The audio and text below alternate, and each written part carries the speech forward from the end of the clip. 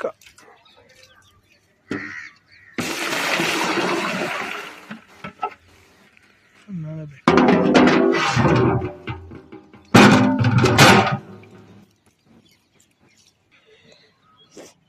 దీన్ని ఈ విధంగా పూర్తిగా పొడి కింద అయిపోయే విధంగా నానబెట్టాలి.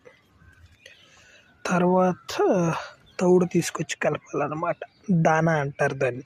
గేదెలకి పెట్టాలి. ఇది ఉండి ఎట్ట చూస్తున్నాయో వెయిటింగ్ అని వాటి దానా కోసం, ఫుడ్ కోసం. తౌడేసాక మిగతాది చూద్దాం. ముందు నానబెట్టి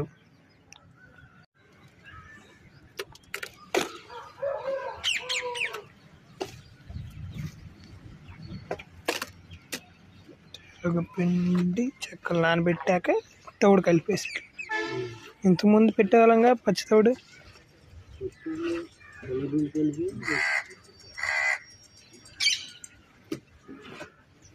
తెలుగు పిండిను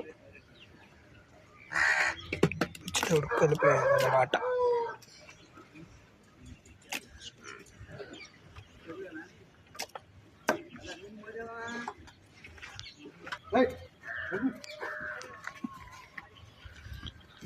అన్నట్టు దాంట్లో పోస్తే అవి శుభ్రంగా తింటాయి అన్నమాట. ఇట్లా చూడండి, బిజీగా ఉంది తింటా.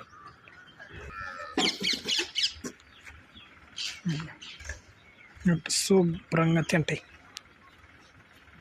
అదనమాట. దీన్ని దానా అంటారు.